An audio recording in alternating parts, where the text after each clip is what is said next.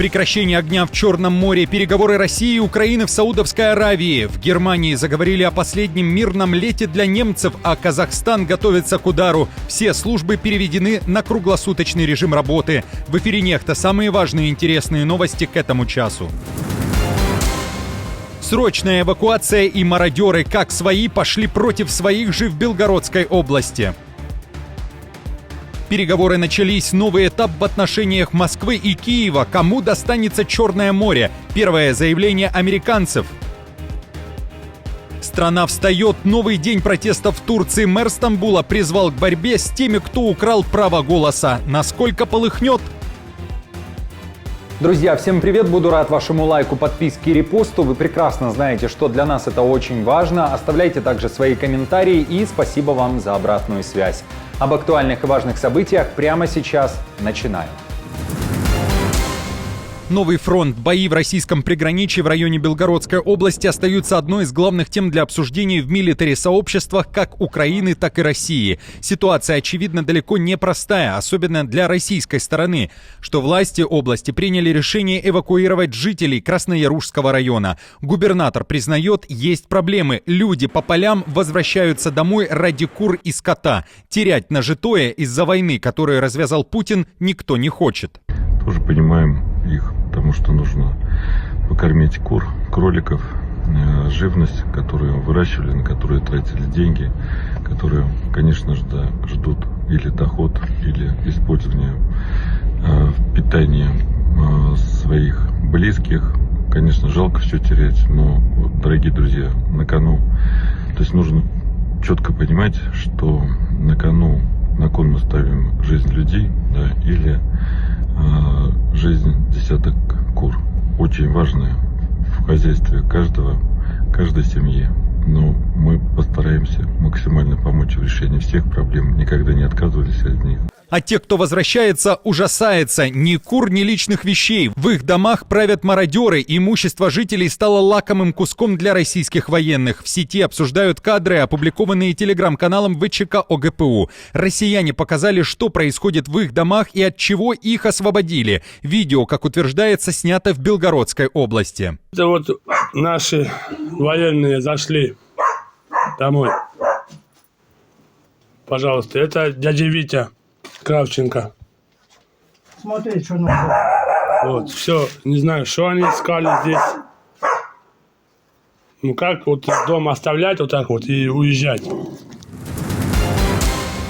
Прекращение огня на линии фронта – это тайм-аут для РФ перед новым вторжением. Об этом пишет Wall Street Journal. Любое затишье на фронте Москва будет использовать для мобилизации, а также восстановления своих сил. Украинцы не доверяют Москве, уточняют авторы материала, оглядываясь на более чем 10-летнюю историю войны в Украине. Ранее президент России Владимир Путин использовал любые паузы как остановку на пути к своей главной цели – установлению контроля над Украиной. Во время прежних перемирий Москва усиливала пророссийские вооруженные формирования, пыталась выжать политические уступки от Украины и Запада или просто продолжала обстрелы и убийства украинцев, в то время как украинская армия сдерживалась призывами Запада к сдержанности.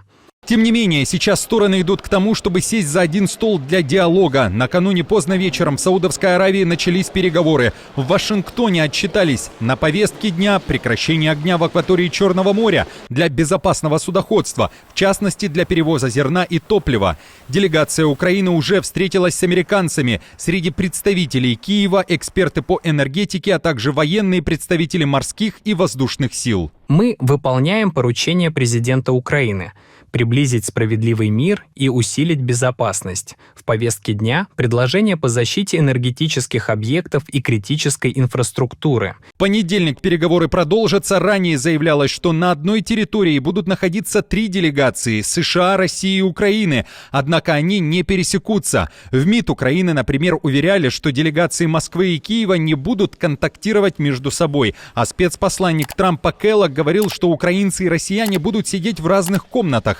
Чего вы ожидаете от переговоров и каков ваш уровень доверия к заявлениям сторон о готовности прекратить огонь?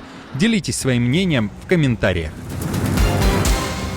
Один в один спецпосланник Трампа повторил целый ряд российских требований, утверждений и оправданий по поводу войны в Украине. К такому выводу приходят аналитики Американского института изучения войны, которые по крупицам разобрали недавнее интервью Стива Уиткофа Такеру Карлсону. Уитков, в частности, не верит, что РФ собирается нападать на ЕС. Об этом он сказал, кстати, как минимум дважды на минувшей неделе. Да и Украина ей тоже не нужна, кроме тех территорий, которые она уже оккупировала. Мол, получила уже то, что хотела. Утверждение Уиткофа о том, что Россия восстановила контроль над этими регионами, которые она незаконно оккупировала и аннексировала, фактически подыгрывает кремлевской риторике в оправдании территориальной экспансии и военной агрессии.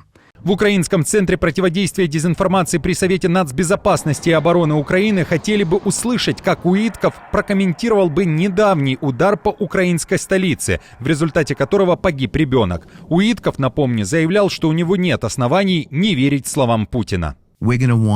Наша цель — добиться того, чтобы все стороны были в какой-то степени удовлетворены. Мы хотим, чтобы Россия была удовлетворена в чем-то, чтобы и Украина была удовлетворена в чем-то. Мы ведем переговоры с европейцами. Когда я говорю «удовлетворены», я имею в виду, чтобы все почувствовали, что вышли из этой ситуации с приемлемым для себя соглашением, таким, с которым можно жить.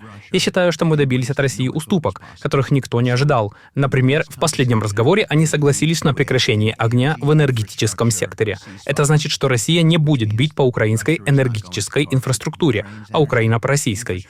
Они никогда раньше об этом даже не говорили, а теперь говорят. Россия может напасть на Литву осенью 2025 года. Такой сценарий развития событий уже обсуждает немецкая пресса, а лето этого года может быть последним мирным для Германии.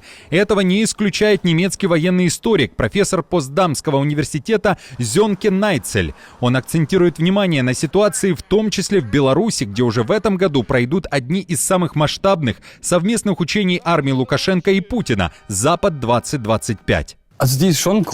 Я, конечно, не человек, который может заглянуть в хрустальный шар и точно сказать, что произойдет осенью, но мы видим, как меняется ситуация в сфере безопасности. Не только из-за Путина, но и из-за Трампа. Мы видим, что 5-я статья «Гарантия взаимной помощи по линии НАТО» ослаблена. Мы видим, что Россия объявила о проведении военных учений в сентябре в Беларуси. И мы видим, насколько сильно этого боятся страны Балтии. Они опасаются, что русские пересекут границу. И что тогда? И, вероятно, 5-я статья уже не будет действовать. По крайней мере, для США. Найцель все же предполагает, что Путин не пойдет на новый уровень эскалации, пока большая часть его сил сосредоточена в Украине. В то же время в Вильнюсе уже приняли решение сделать границу с Россией и Беларусью максимально непроходной и непроездной и заминировать ее. Об этом говорится на сайте Министерства обороны Литвы. По примеру Польши, восточную границу северо-восточного фланга можно укрепить многоуровневыми фортификациями, включая, но не ограничиваясь противопехотными и противотанковыми минами. Партнеры в регионе намерены добиваться финансирования от ЕС для реализации этой цели. Стамбул без мэра. Экрема Имамоглу, главного оппонента Эрдогана, не только кинули за решетку, но и отстранили от служебных обязанностей. Оппозиционер заявил, что Турция сталкивается с предательством, а он – жертва внесудебной расправы. Народ он призвал бороться против тех, кто украл его волю. Я призываю наш народ с чувством ответственности встать на путь борьбы за справедливость. Эта борьба – вопрос будущего нашего народа и наших детей. Ради будущего Турции сегодня обязательно воспользуйтесь своим правом голоса, а затем приходите на площади демократии в Стамбуле, на Сарачхане и в других городах, чтобы отстоять свои права. Мэр турецкой столицы, который, как и Имамоглу, также представляет Республиканскую народную партию Турции, заявил, что ему стыдно за то, что происходит в стране. Было принято решение об аресте. Честно говоря, нам стыдно за нашу судебную систему, потому что во время судебного разбирательства мы увидели, что заявление было распространено по всей Турции в течение 5 минут, несмотря на то, что расследования являются конфиденциальными. Напомню, что Турция протестует с 19 марта, дня задержания мэра Стамбула, а также других его подчиненных. Эрдоган считает Имамоглу преступником, который сейчас пытается прикрыться народом. Санторини снова в игре. Первый круизный лайнер пришвартовался у берегов острова, который трясло на протяжении месяца. После тысяч февральских землетрясений, которые выгнали с греческого острова туристов, а также повлияли на маршруты лайнеров, появление большого пассажирского судна – большое событие. Туристы ликуют. Возвращение на легендарный остров стало возможным благодаря гарантиям безопасности, которые дали власти Греции. Местные в ожидании. Владельцы бизнеса на Санторини надеются, что туризм все же оживет и сезон будет спасен. Мы слышали о землетрясениях, когда были в Штатах, о тысячах землетрясений. Да, они были небольшие, но все же. Сначала я думала, что, может быть, уже никогда не увижу Санторини, но все изменилось. Так что, к счастью, я смогла приехать, и это прекрасно. И у нас выдался самый прекрасный день для посещения. Напомню, что с начала этого года у берегов острова было зафиксировано практически 13 тысяч землетрясений, максимальная магнитудой 5,3. Греция – сейсмоактивный регион, а Санторини не раз ощущал силу природы. Казахстан готовится к удару. Основной противник страны – паводок. Стихия наступает. В нескольких регионах Казахстана усиливают защиту от большой воды. Особенно тревожно в нескольких областях, как на западе, так и на севере Казахстана.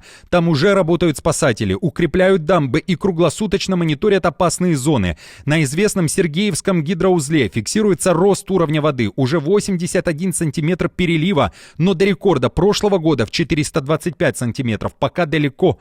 Власти уверяют, ситуация под контролем. Гремят взрывы, взрывчатка уничтожают ледяные заторы. Все службы переведены на круглосуточный режим работы. Подписчики из Казахстана, насколько опасна ситуация и находитесь ли вы в зонах возможного подтопления? Все ли так оперативно, как заявляют официальные лица?